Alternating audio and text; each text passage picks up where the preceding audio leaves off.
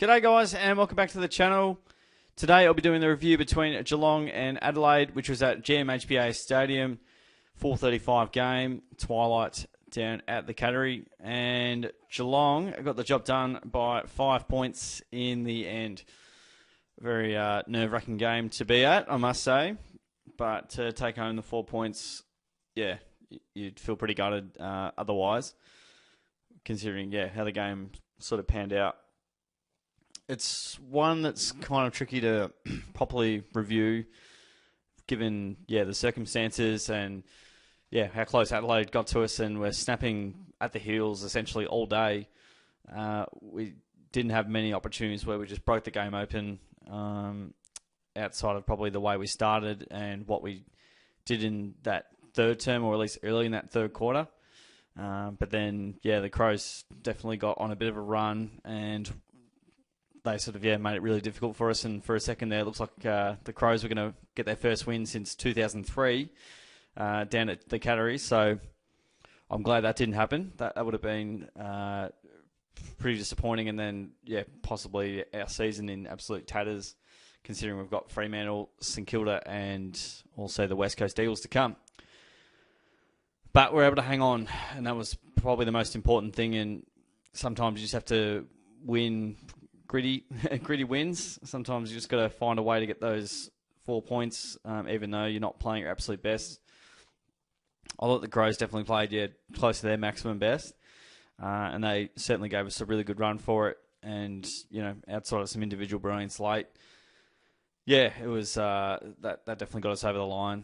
But it was definitely a scrap throughout the start of the game. There was just tackles galore everywhere, and then we broke the game open with a couple of goals, and then the Crows sort of responded. But it was a bit of cat and mouse all game, where both teams just had moments where they looked pretty good going forward. And we had responses, I suppose, to the Crows' challenges each time, and ultimately we end up out on top with the 5 point win, getting it done at home. So that's the most pleasing part, albeit times throughout the game, we didn't really play that well, and we'd need to be a lot better if we want to make some marks in the finals. I think we're in a pretty solid position to stay in the 8, although it's that kind of season that you'd almost need to win 14 to guarantee a finals berth here, depending on how other teams go and how that sort of pans out. But I'm still in the mindset of we just need to keep winning, and probably need 14 or 15 to just make sure of it. But look, pleased to get the 4 points. Not necessarily pleased how we got there, but we were strong enough for long enough, played it on our terms for long enough, with still some area of improvement. I felt that, we definitely had chances, and there was just so much ball down the line. It was a bit of a slower game. Crows definitely got their marking game in full flight. We were sort of not really competitive in certain points there, where I just can't recall a team just winning so many uncontested marks, either up the wing or at centre half forward or inside 50. It was just, it was a bit too easy when it did get in there after it broke that first line of defence. In saying all that, though, I think with our ability to convert our chances from the back half, and make sure that there was enough turnover game going our way. We did look good when we had that running handball game going. We got forced down the line a little bit throughout the game, and sort of skinny on the wings.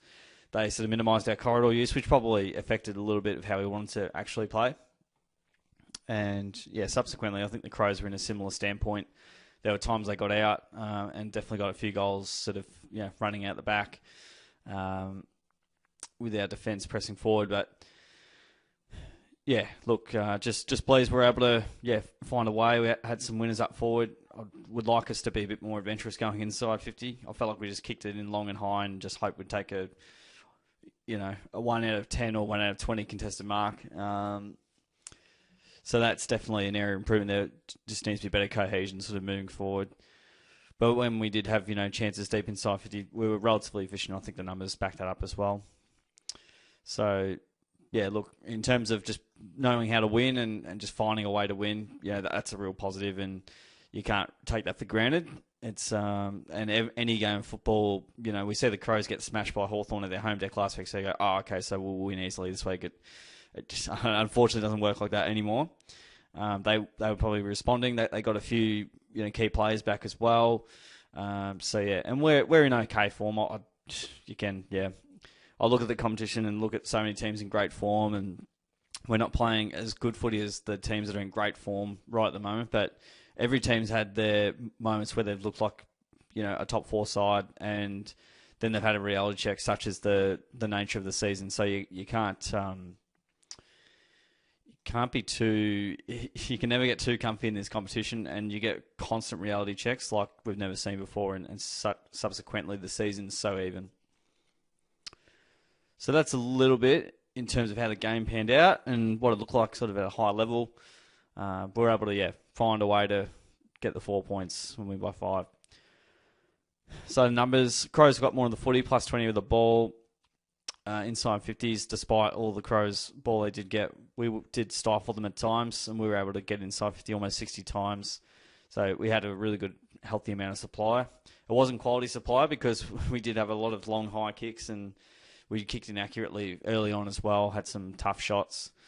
But that's how it goes. So, yeah, this is really interesting. It was definitely a lower disposal efficiency game. The Crows definitely forced us into some unforced turnovers, and then on their side of the coin, that they used it really well.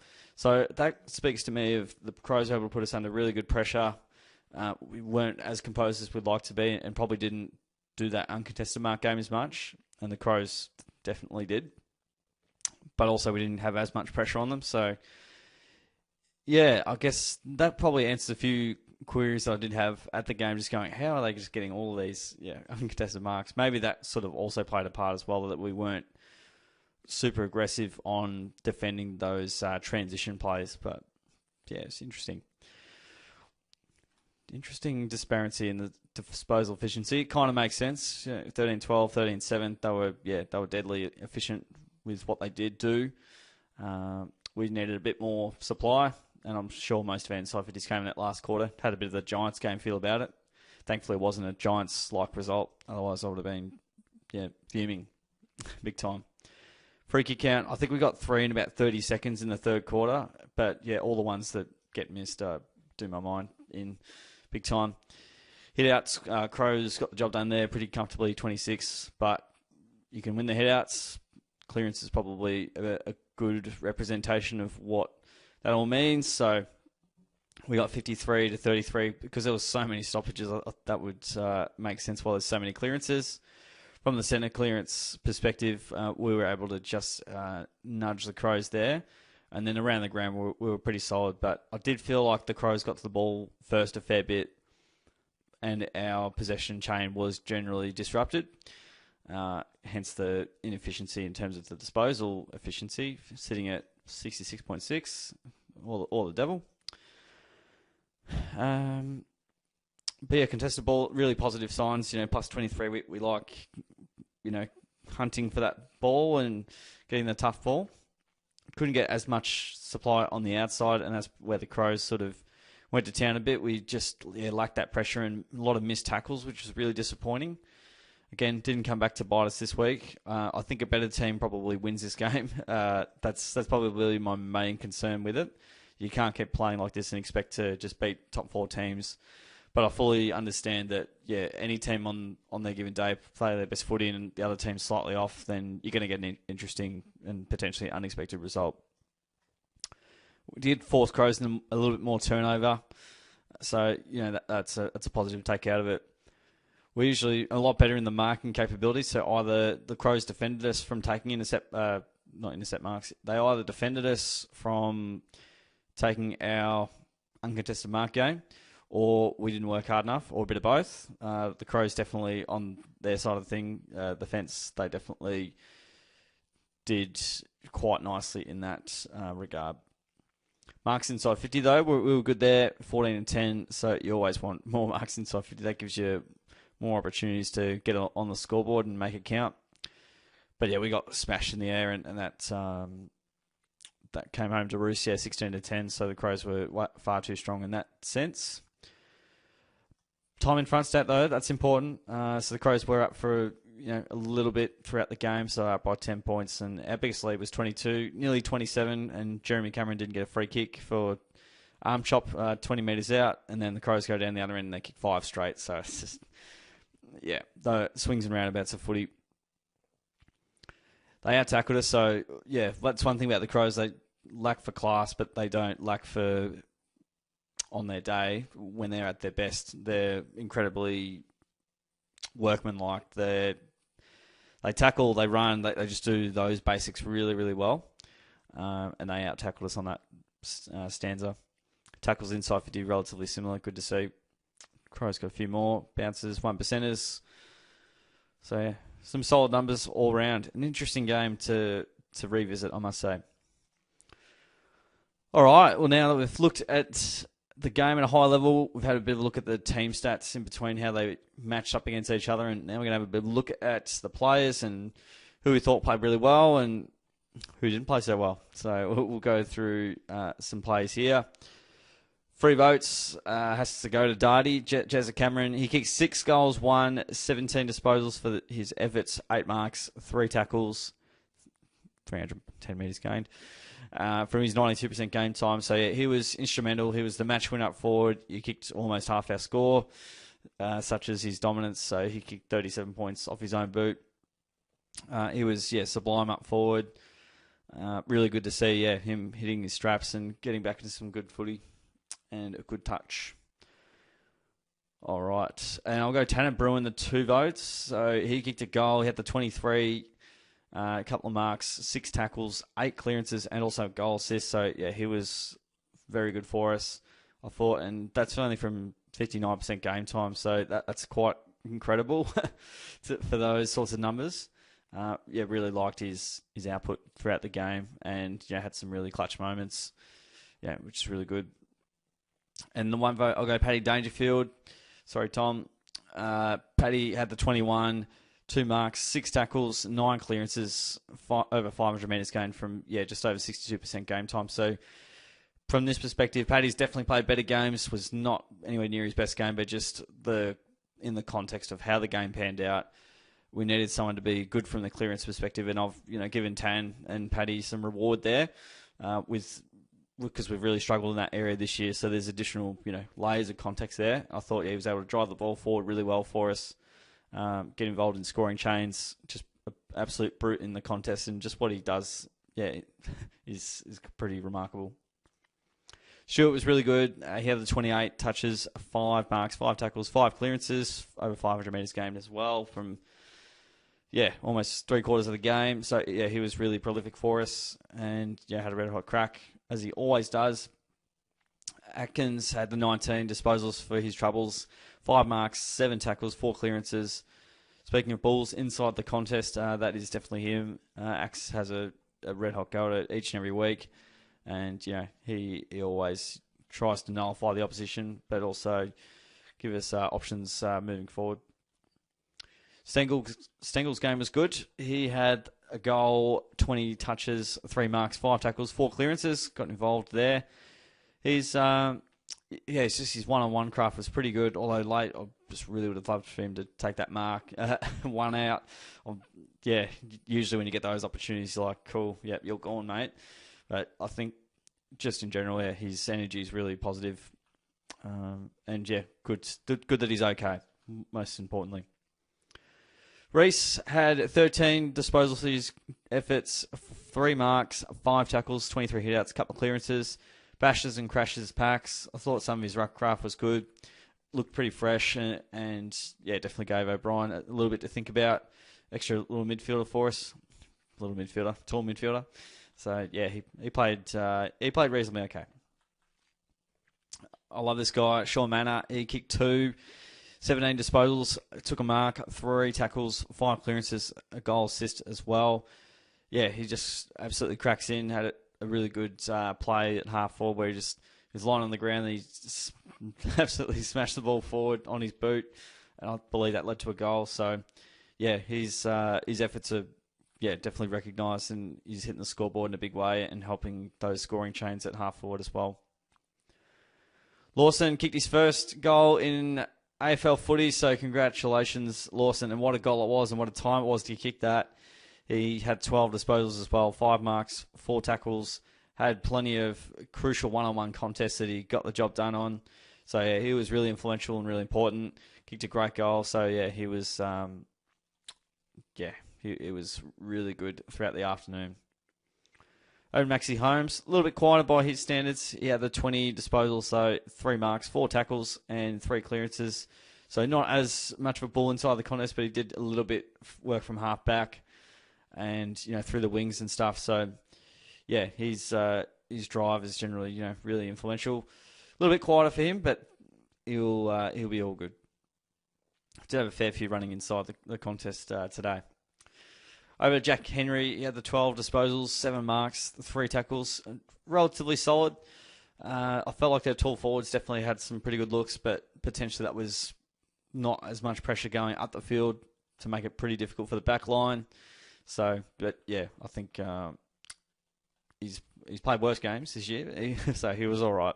Tex and I'm trying to think of who else they've got. Thilthorpe and one other tall guy is Fogarty.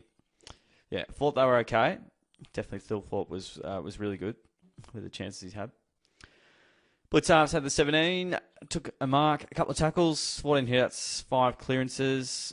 Yeah, he was running carry was good. He's a ball inside the contest as well. Just cracks in super hard. He's workmanlike and very university love. Finds a way to get it done each and every week. Over to Shannon Neal. He kicked 1 goal, 1. Took a big clunk late, and just when we needed him to, took 6 marks, 3 tackles. Also a goal assist for his work there. So yeah, I'm loving what he's bringing to the table. His contest work's really good. Tackling needs a bit of work, which I think he wasn't alone there. To get 3 tackles, which was good to see. Could have laid a couple more. But yeah, to take that clunk late, like those big contested marks, that was the difference in the end. And he was able to do it. Zach Guthrie was pretty solid. He had the 16 disposals there, 3 marks and a tackle. Just, attacks the contest, and especially when the chips are down, I feel like he's generally in good stead to find targets moving forward and sort of streaming out of the back line. We often see that, and we love the confidence he plays with. Zach Tui had the 18 disposals, 4 marks, a couple of clearances. Was all right throughout the game. Pretty solid in the contest, and played well. Ollie Dempsey missed a couple, had 18 disposals, a couple of marks as well, and a tackle, 3 clearances, 3 goal assists. So that's super important for us. Just that link man up forward. He could have he nicked the post and had an almost shot sort of late in the game, but he's very menacing forward and works super hard. Grant's been a little bit quieter lately, but he had 14 for his efforts there. 2 marks, 3 tackles, clearance. So, again, he was tried a millionaire kick early, didn't quite come off. But I think in general, he's doing okay. He's had a great 18 months. A little bit of a quiet patch he's going through, and hopefully he can rest, recoup, and recover very soon. Busey had the 12 disposals, 4 marks, 2 tackles. I guess Rochelle kicked 3, so he was pretty decent. But also the supply they did have was, sort of allowed a little bit there. But Busey was all right. See how he goes in the next week or two. Bradley, he had the 9 disposals, took a mark, a couple of tackles, 2 goal assists. So again, just a guy that works his backside off every week. Makes things work for his teammates. He loves passing goals off to teammates, which we like to see. So a little bit quieter than usual, but still was able to those crucial contests he made count. Ollie Henry kicked 1, had the 7 touches, 2 marks. I saw 2 and 2 and went straight to 4, and tackle, goal assist, somewhat quiet from his work there, but again, took a nice clunk when we needed to, and I guess this game is just more about a lot of players didn't have their best day, but they had their moments, and those moments counted, and they led to a 5-point win.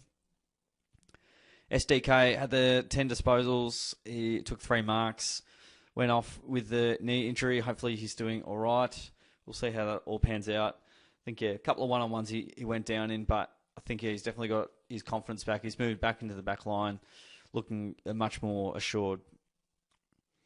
Collar had a bit of a tougher day at the office. 12 disposals, 2 marks.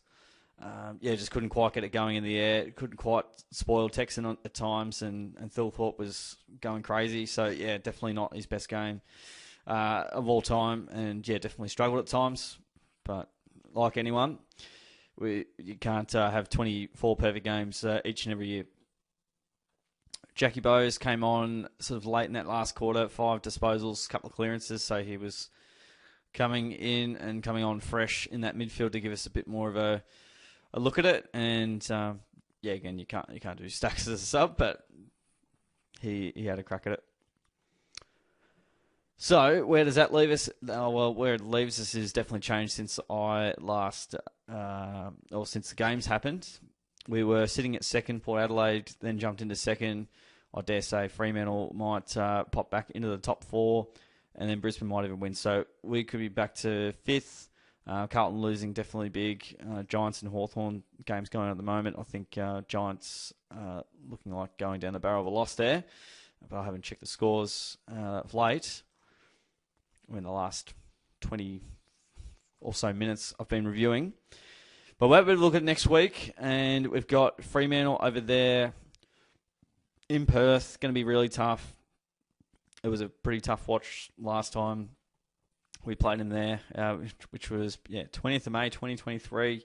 And we were just never really in that game. And I think they've won at least the last 3 against us. They're bunnies. I think it'll be a pretty comfortable win to the Dockers, to be honest. Their form's been pretty amazing. We'll see how they go against the Bombers today, but unless the Bombers win by 112 points, I'm pretty comfortable that Fremantle will convincingly beat us, just with how we've been going and how they're going. Probably more how they're going versus what we're doing. But a tough trip away, and we have been okay sort of away from home, but I think that'll be I'd expect Fremantle 6 goals plus to get the job done there. So that's why it's important that we won this one, and that's why it's important that we beat the Saints, and that's why it's crucial that we get the job done in the last round. So there's some big games to come up. It'll either be 2-2 or 3-1. I'm thinking, I guess. We'll see how it all pans out. There's nothing's guaranteed at the moment. Just look at this result to figure that out. But there you go. All right, guys. That's the review squared away. Hope you enjoyed it, and let us know what your thoughts and observations were on the game, how the Cats are going in general. Chuck your comments down there. Hit the video like if you enjoyed it, and subscribe away so you can see how the Cats are going each and every week. I'll review their games of footy each and every week, as well as footy tipping, which if you want to see how to not do footy tipping, you can watch me as well. There's plenty of activity there. All right, that's all from me, folks. Hope you enjoyed. Thanks for tuning in, and I'll catch you guys on the next video.